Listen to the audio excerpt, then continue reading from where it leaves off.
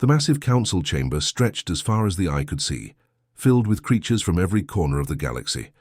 The air buzzed with different languages, clicking sounds, and strange musical tones as thousands of alien delegates argued about the future of their worlds. Representative Veltar stood at the center podium, his forearms waving wildly as he spoke. His skin changed colors with his emotions, now flashing bright red with anger. The Epsilon Consortium had been waiting for decades to expand their mining operations, and today they wanted answers. "We demand access to the Outer Rim sectors." Veltar's voice echoed through the chamber. His species was known for being direct and aggressive in business, never taking no for an answer. "Those empty regions contain enough rare minerals to power our civilizations for 1,000 years. Why should they remain off limits?" the other delegates murmured among themselves. Some nodded in agreement, while others shook their heads or made their own species' version of disagreement. The consortium was powerful, but they weren't the only ones who wanted those resources. Councillor Hixra rose from her seat, her crystal body catching the light and throwing rainbow patterns across the walls. Her people were ancient, some of the first to achieve space travel, and they took their role as peacekeepers seriously. Representative Veltar, those regions have been forbidden for over 500 years. The ancient records clearly state the reasons why. "What ancient records?" Veltar shot back, his skin now pulsing between red and purple. "You mean those old stories about ghost ships and mysterious warnings? Everyone knows those are just tales to scare children." The chamber grew quieter as other delegates leaned forward to listen. This was always a touchy subject during council meetings. Some species believed the old stories, while others dismissed them completely. Hixra's crystalline form shimmered as she accessed her people's memory banks. The records speak of a species that once lived in those sectors. They called themselves humans. According to our data, they were unlike anything we had ever encountered. "Oh, not this again," groaned Senator Kixnell, whose spider-like race controlled several trade routes. "Every few decades, someone brings up the human myth. They're supposed to be some kind of super warriors who could destroy entire fleets with their bare hands." Several delegates laughed, making sounds that ranged from barking to musical chimes. The idea seemed ridiculous to most of them. How could one species be so different from all the others? But in the back of the chamber, Archivist Morden slowly stood up. His ancient body creaked as he moved, and his weathered scales caught the light. As the oldest being in the galaxy, his words carried weight that even the most powerful representatives respected. "I was there," Morden said quietly, but his voice somehow reached every ear in the chamber. The room fell completely silent. "I was there when the humans left."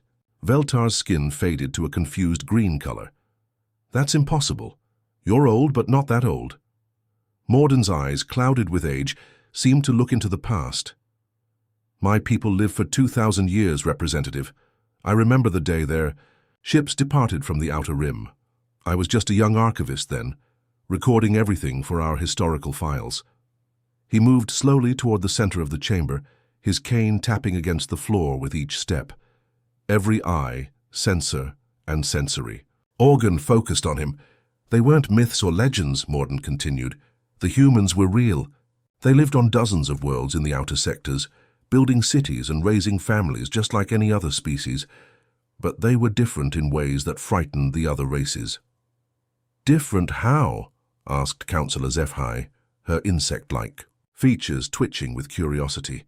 "They didn't think like us," Morden explained. "When faced with a problem, they didn't look for the easy solution or the profitable one. They looked for the right one, even if it cost them everything. When other species fought wars over resources or territory, humans fought wars over ideas and principles." The chamber was so quiet that the only sound was the gentle hum of the air recycling systems. Most species, when they face extinction, they adapt or flee to survive. But humans, Morden paused, his voice growing stronger. Humans would rather die fighting than live as slaves. They had this strange concept they called honor, and they valued it more than their own lives. "That sounds like a mental disorder," Veltar muttered, but his skin had faded to a neutral gray. "Perhaps," Morden agreed, "but it made them incredibly dangerous to anyone who threatened what they cared about. The last message we received from them was simple: we go to prepare. We will return when darkness comes. Prepare for what? Several delegates asked at once. Morden's ancient eyes swept across the chamber. That, my friends, is what we never found out. Their entire civilization, millions of humans across dozens of worlds, simply packed up and left. They took their ships, their technology, and their families, and headed out beyond the galactic rim into the empty void. Nothing can survive out there, protested Admiral Korthax of the hegemony forces. No star systems, no resources. Nothing but empty space for thousands of light years. Exactly, Morden nodded. Yet they went anyway. The last transmission from their fleet was detected at the very edge of our galaxy's gravitational field. After that, silence, complete silence for 500 years. The chamber erupted in whispered conversations as delegates discussed this information with their advisors and translators. So you see, Morden concluded, those sectors remain forbidden not because of superstition, but because we made a promise. The humans asked us to leave their worlds untouched until their return. Given what they were capable of, most species agreed it was wise to honor that request. Veltar's confidence had completely drained away, his skin now a pale yellow color. That indicated deep thought among his species. But surely after 500 years we can assume they're not coming back. Morden smiled, an expression that looked strange on his ancient reptilian features. Representative, in my 2,000 years of life, I've learned one thing about humans that separated them from every other species in the galaxy. What's that? Hixra asked. They always kept their promises. Always. Even when it cost them everything they had. The chamber fell silent again as the implications sank in.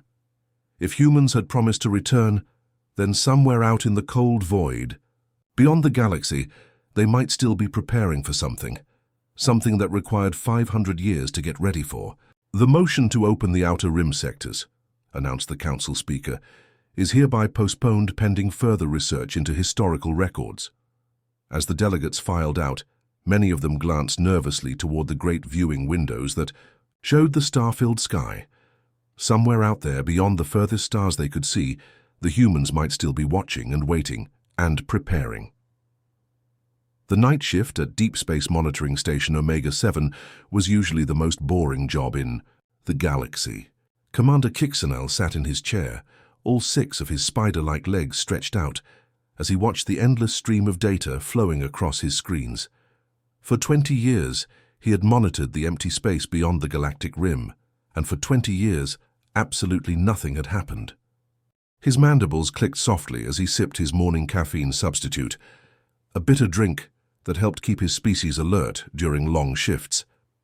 The other technicians at their stations were half asleep, going through the motions of checking equipment. That never detected anything interesting. Space was big and most of it was completely empty. That's when every alarm in the station started screaming at once. What in the 7 hells? Kixnell jumped up, his drink spilling across his control panel. Red warning lights flashed throughout the command center as his team scrambled to their stations.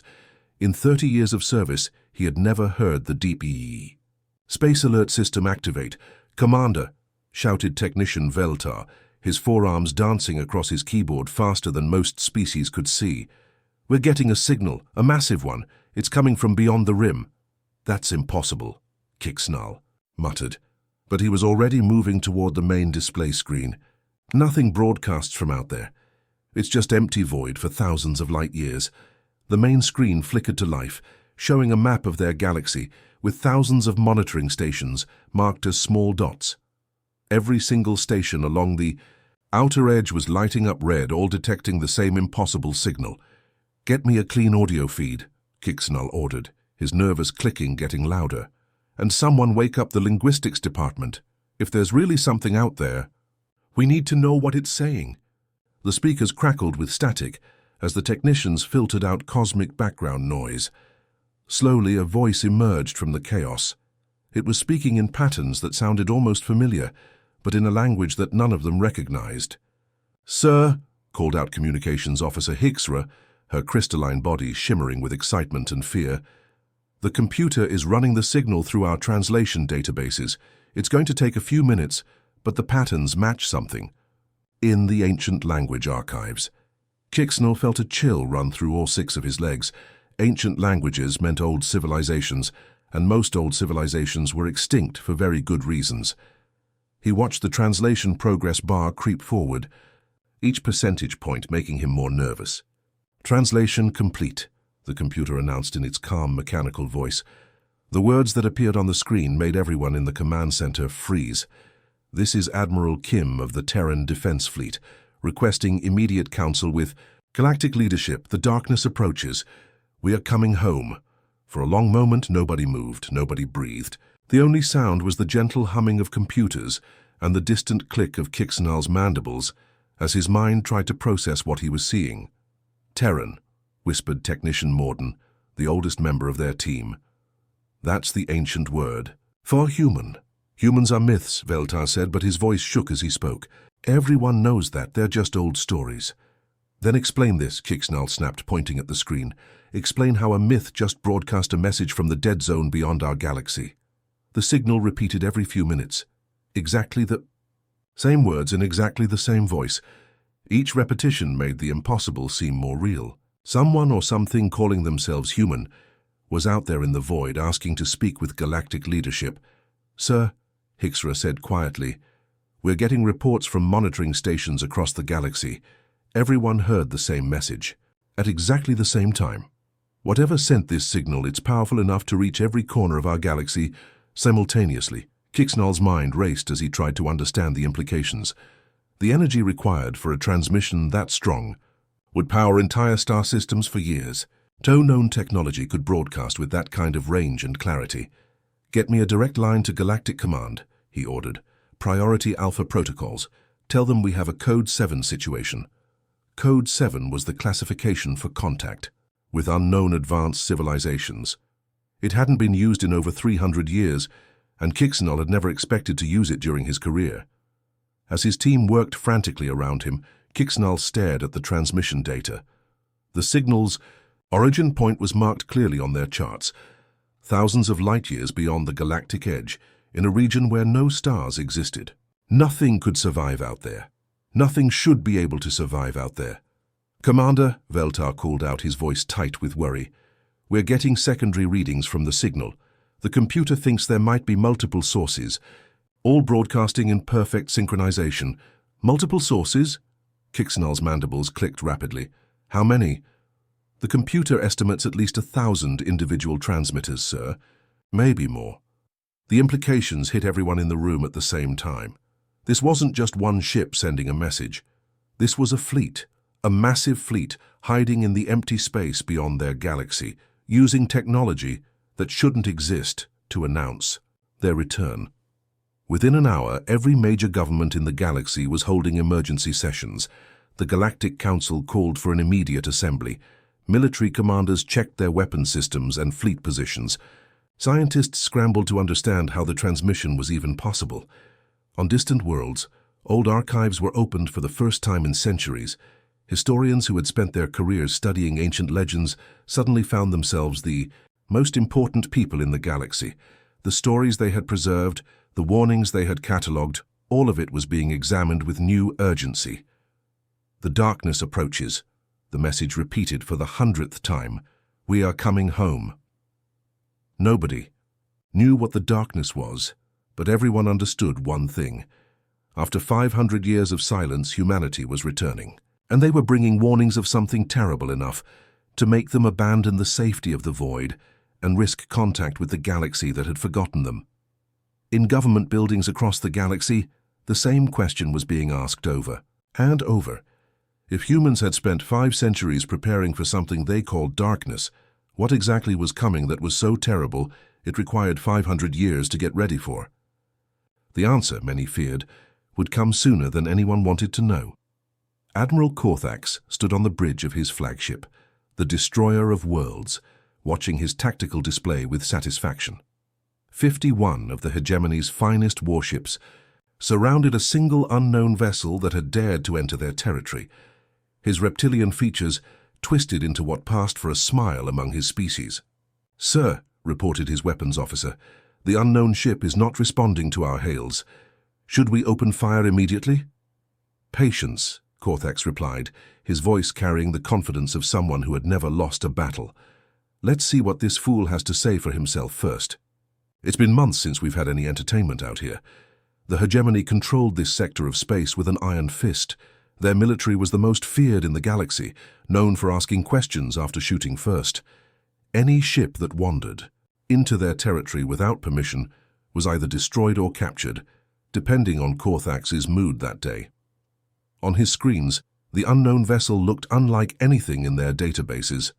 It was massive, easily 3 times the size of his own flagship, but it had smooth lines and curves that seemed almost organic. Most alien ships were built for function over form, covered in weapon ports and armor plating. This ship looked like it had been crafted by artists rather than engineers. "Open a channel," Korthax ordered.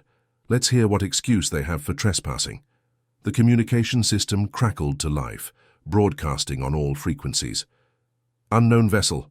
This is Admiral Korthax of the Hegemony First Fleet. You have entered restricted space without authorization. Identify yourself immediately and prepare to surrender, or you will be destroyed." For a moment, there was only silence. Then a voice responded, speaking in perfect galactic standard, but with an accent that none of them recognized. The voice was calm, almost relaxed, as if the speaker was discussing the weather rather than facing certain death. "Greetings, Admiral Korthax. This is Commander Lee of the Terran vessel Horizon. We apologize for any territorial violations. We are seeking peaceful passage to the Galactic Council worlds and mean no harm to you or your fleet." Korthax's officers looked at each other with confusion. Terran. None of them had heard that term before, and their computer databases showed no match for any civilization calling themselves by that name. "Terran?" Korthax repeated. "What backwater world are you from, Commander? And what makes you think you can just fly through hegemony space without permission?" "We come from beyond the galactic rim," Lee replied simply. "We've been away for some time and are not familiar with current territorial boundaries. If you could direct us to neutral space, we would be grateful." The bridge erupted in laughter. Even the usually serious tactical officers were chuckling at the absurdity of the statement. Beyond the galactic rim was empty void. Nothing lived out there. Nothing could live out there. "Beyond the rim?" Korthax's laughter sounded like grinding metal plates. "That's the best story I've heard in years. Do you take us for fools? No one survives in the void." "Nevertheless," Lee continued, his voice still perfectly calm, "that is where we come from. Now, Admiral, I'm asking you politely to stand down your weapons and allow us to pass. We have urgent business with the Galactic Council." Korthax checked his tactical display again. 1 ship against 51. The odds were so ridiculous that he almost felt sorry for whoever was aboard that vessel. "Almost. You're either insane or suicidal," Korthax declared.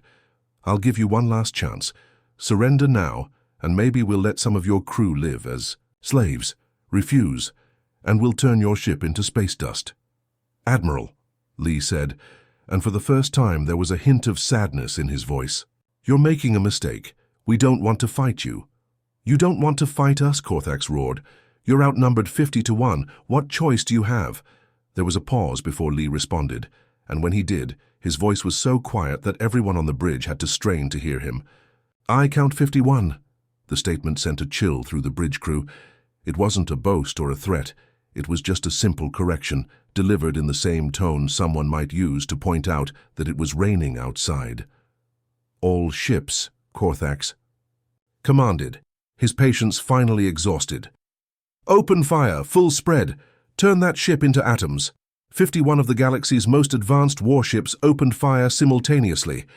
Plasma cannons, particle beams, and missile barrages filled the space between the fleets, with enough destructive energy to crack a moon.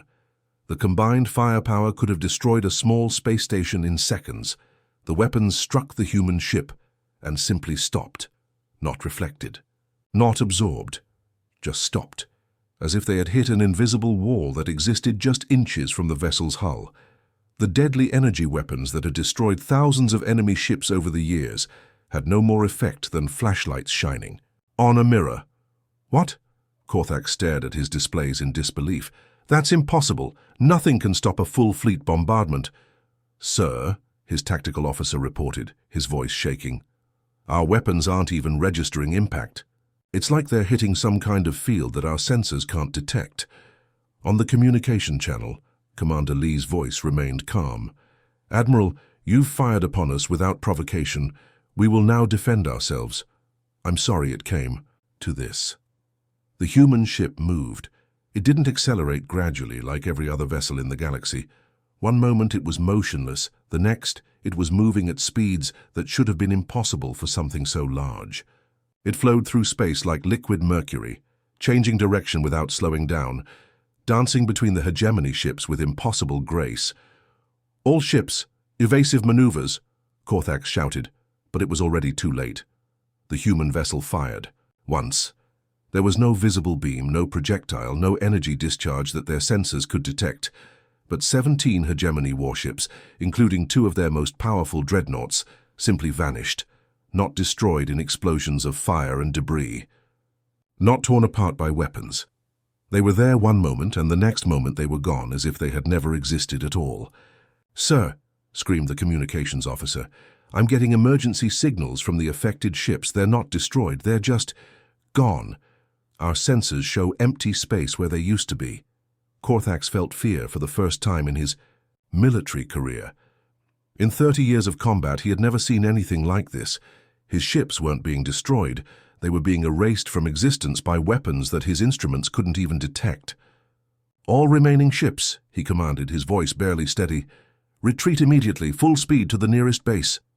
As his surviving fleet fled in panic, abandoning their formation and running for their lives, Korthax kept his eyes on the human vessel. It didn't pursue them. It didn't fire again. It simply resumed its original course toward the inner galaxy, moving with the same calm dignity it had shown throughout the entire encounter. "Commander Lee," Korthax transmitted, his pride forcing him to make one last contact. "Yes, Admiral." "What are you?" There was a long pause before Lee answered. "We're the ones who've been preparing, Admiral. We're the ones who left so we could come back when you needed us. And that time is coming very soon." The transmission ended, leaving Korthax staring at his screens as the human ship disappeared into jump space, heading toward the Galactic Council, worlds with news that would change everything. In his official report, Korthax would write that they had encountered an unknown alien vessel with advanced technology. He would not mention that they had fired first.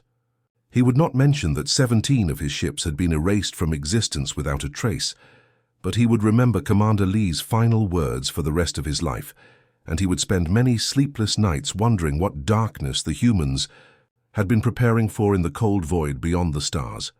The space around Nexus Prime had been empty just moments before. Stars twinkled peacefully in the distance, and the usual traffic of merchant ships and patrol vessels moved along their regular routes. It was a normal day in the heart of galactic civilization. Then reality twisted. Space itself seemed to bend and fold, like a piece of paper being crumpled by invisible hands. The very fabric of the universe rippled outward in waves that made every sensor in the system scream warnings. Emergency alarms began blaring on every station, ship, and orbital platform as something impossible happened before their eyes. The darkness between the stars began to give birth. At first, it was just shadows, moving where no shadows should exist. Then those shadows took shape, becoming solid and real. One ship appeared, then 10, then 100. The materialization didn't stop. More and more vessels emerged from the folded space, each one appearing with perfect precision in predetermined positions. Within minutes, thousands of ships filled the void where empty space had existed. They weren't scattered randomly like a fleet that had just arrived through normal jump drives. They were arranged in perfect geometric formations that stretched for millions of kilometers in every direction. Each ship knew exactly where it belonged, and each one had arrived at precisely the right moment. Admiral Park stood on the bridge of the massive flagship Exodus, watching through the main view screen as his people completed their return to normal space. After 500 years in the void beyond the galaxy, they were finally home. But the galaxy they had returned to was not the same one they had left behind. "Navigation, report," Park commanded. His voice carried the authority of someone who had spent centuries preparing for this exact moment. "All ships have successfully translated into normal space, Admiral. reported Lieutenant Cho from her station. No casualties, no malfunctions. The entire fleet is operational and ready. Park nodded with satisfaction. 500 years of preparation had paid off. Every ship in his fleet was equipped with technology that the current galaxy couldn't even imagine. They had learned things in the void that would have been impossible to discover within the safe boundaries of normal space. "Sir," called out Communications Officer Han, her fingers dancing across her control panel. "We're being scanned by approximately 2,000 different sensor arrays. Every major power in the galaxy is trying to get readings on our fleet." "Let them look," Park replied calmly. "They won't understand what they're seeing anyway." Through the view screen, he could see the galaxy's response to their arrival. Ships were emerging from jump space all around the system as every major military force rushed to respond to the unprecedented situation. The hegemony's massive dreadnoughts appeared first, their black hulls bristling with weapons. The consortium's carrier groups followed, launching clouds of fighter craft that swarmed like angry insects. "Admiral," Han continued, "we're receiving transmission requests from 67 different fleet commanders. They're all demanding that we identify ourselves and submit to inspection." Park almost smiled at that. The galaxy's various powers were trying to treat his return like a normal first contact situation. They had no idea what they were really dealing with.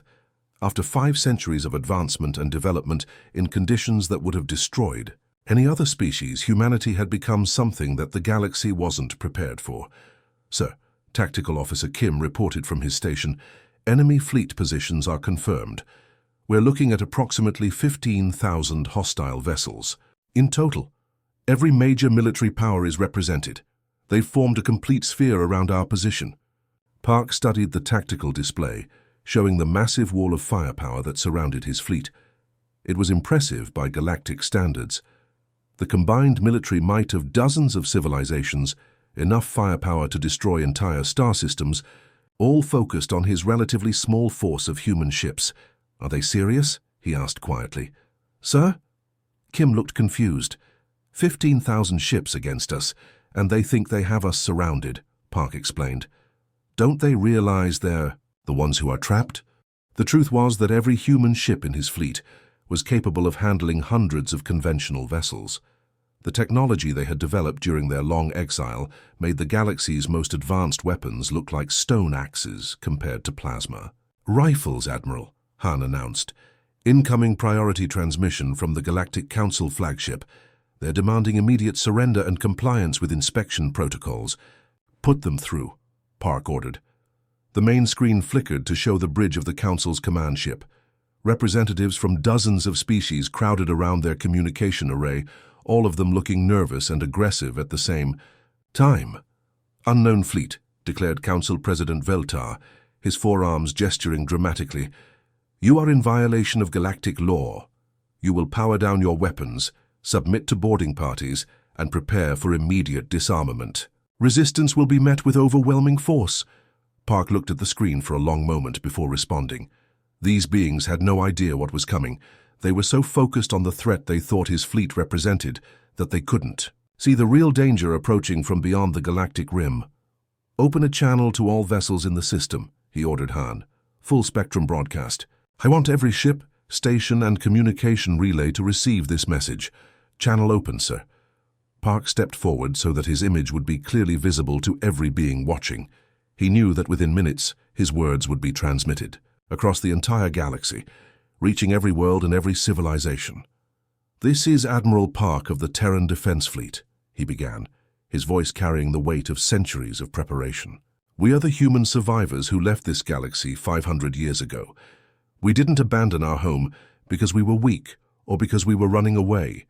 We left because we knew something was coming, something that would require every ounce of strength and technology we could develop to fight." The transmission was being received by millions of beings across the galaxy. In command centers and government buildings, leaders leaned forward to listen. On distant worlds, families gathered around their communication devices to hear the words of the legendary humans who had supposedly vanished into myth. "We didn't return to conquer you," Park continued. "We didn't come back to claim territory or resources. We returned because the time has come for the real war to begin. In approximately 47 minutes, you will understand exactly why we spent 5 centuries preparing in the cold darkness beyond your galaxy." He paused, letting his words sink in. Around his fleet, the galaxy's military forces were growing more agitated. Weapons were charging, fighters were launching, and commanders were demanding immediate action. "I know you see our fleet and think we're a threat," Park said. "I know you've surrounded us with enough firepower to destroy worlds. But you need to understand something. We're not your enemy. We're your shield. And very soon you're going to need us more than you can possibly imagine." The transmission ended, leaving the system in tense silence. 15,000 alien warships held their positions around the human fleet, waiting for orders that would determine whether the next few minutes would bring peace or the most devastating battle in galactic history. But Admiral Park wasn't looking at the enemy ships surrounding him.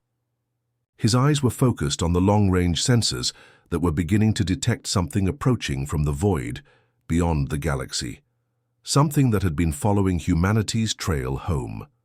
The darkness was coming, just as they had always known it would. The argument between Admiral Park and the galaxy's combined fleets had been going on for 30 minutes when space itself began to tear apart. It started as a small distortion near the edge of the system, barely visible on long-range sensors. A slight ripple in the fabric of reality that most operators dismissed as sensor noise. But the ripple grew larger and larger until it became a crack that stretched across the darkness like a wound in the universe itself. "Sir," Lieutenant Cho called out from her navigation station, her voice tight with concern. "I'm reading massive gravitational distortions on the system's edge. Something's happening to space-time itself."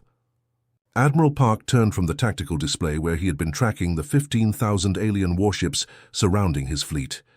He had been trying to convince them to stand down, to prepare for what was coming, but they wouldn't listen. Now, it was too late for warnings. "Red alert," he commanded calmly. "All ships to battle stations. Signal the fleet. Harvester protocols are now active." Across his fleet, thousands of human ships began to change. Weapons systems that had been hidden beneath their hulls emerged and locked into firing positions. Shields that operated on principles the galaxy had never seen flickered to life. Every vessel in the Terran Defense Fleet had been built for one purpose: to fight the entities that were about to emerge from the tear in space. The crack widened, and something pushed through from the other side. At first glance, it looked like a massive jellyfish made of living metal and pulsing organic tissue. Tendrils hundreds of kilometers long waved in the vacuum of space, each one lined with what looked like mouths filled with spinning teeth. The creature's body pulsed with its own internal light, a sickly green glow that seemed to make the stars around it dim. "What is that thing?" someone screamed over the communication channels, as every sensor in the system focused on the emerging horror. More tiers opened, dozens of them, then hundreds. Each one birthed another nightmare that defied every law of physics and biology that galactic science understood. Some looked like massive spiders with crystalline bodies that bent light around them. Others resembled floating brains surrounded by clouds of smaller organisms that moved with perfect coordination. The harvesters had arrived. "All ships," commanded Council President Veltar from his flagship, his voice shaking with fear and rage. "Open fire on those things. Destroy them before they can establish a foothold in our space." 15,000 of the galaxy's most advanced warships turned their weapons on the invading entities. Plasma cannons that could melt asteroids fired in perfect synchronization. Particle beams that had never failed to destroy their targets lanced out across space. Missile barrages that could level continents streaked toward the writhing masses of alien flesh and metal. Every single shot passed harmlessly through the harvesters, as if they weren't there at all. "Impossible," whispered Admiral Korthax from his command ship. "Our weapons aren't even registering impact. It's like they're not fully in our dimension." The harvesters didn't seem to notice the attack. They continued pouring through the dimensional rifts, their massive forms moving with purpose toward the gathered fleets. As they approached, something terrible became clear. They were feeding.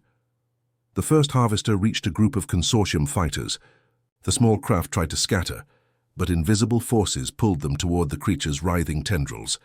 One by one, the fighters simply vanished, absorbed into the alien mass without leaving any trace behind. "Mayday! Mayday!" screamed a pilot. Over the communication channels. "They're not destroying us, they're eating us. The ships are just disappearing." Within minutes, entire squadrons were gone. Cruisers and destroyers that had survived countless battles were pulled into the Harvester's embrace and consumed like candy. The most advanced military technology in the galaxy was useless against entities that existed partially outside normal reality. "All ships retreat," ordered President Veltar. "Fall back to minimum safe distance." But there was no safe distance.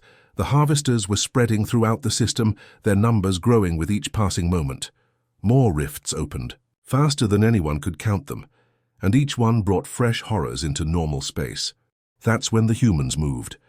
Admiral Park's fleet had been waiting in perfect formation, watching the galaxy's forces fail against an enemy they had spent 5 centuries preparing to fight. Now, as panic spread through the alien fleets, the Terran Defense Fleet finally showed what they were truly capable of. "All ships," Park broadcast to his fleet, "weapons free. Show them why we came home." The human ships fired, but their weapons were like nothing the galaxy had ever seen. Instead of energy beams or physical projectiles, they launched attacks that twisted reality itself. Space bent around their targets, creating gravitational anomalies that pulled the Harvesters apart at the molecular level. Time moved differently. Near their weapons, aging parts of the creatures to dust while leaving other parts untouched. Where the galaxy's weapons had passed harmlessly through the invaders, the human weapons tore through them like paper. Harvesters that had shrugged off planet-killing firepower were unmade by technology that attacked the very foundations of their existence. "Control, this is Captain Essio of the destroyer Horizon," came a voice over the human fleet's communication system. "Engaging multiple targets. These things are exactly what we expected. All those years of preparation in the void weren't wasted." "Commander." Seo's ship danced between the massive Harvesters, its weapons carving through alien flesh with surgical precision. Where other ships had been consumed, her destroyer moved freely, protected by shields that operated on principles the entities couldn't understand or counter. "Look at them," whispered Communications Officer Han from the bridge of the Exodus. "They're not just fighting, they're winning." All across the system, human ships were engaging the Harvesters in combat that resembled an intricate dance. Each vessel knew exactly where to be and when to fire. Their formations had been practiced for centuries, refined through countless simulations and preparations for this exact moment. "All civilian and military vessels," Admiral Park broadcast to the panicking alien fleets, "fall back to designated safe zones. We'll hold the line." The galaxy's ships began to retreat, but not in panic. For the first time since the invasion began, there was hope. The humans were cutting through the Harvesters like a hot knife through butter, their advanced technology proving exactly what it had been designed for. "Sir," reported Tactical Officer Kim, "long-range sensors are detecting additional rifts opening throughout the galaxy. This isn't just an attack on our position.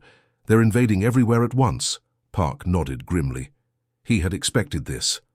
The Harvesters didn't invade one system at a time.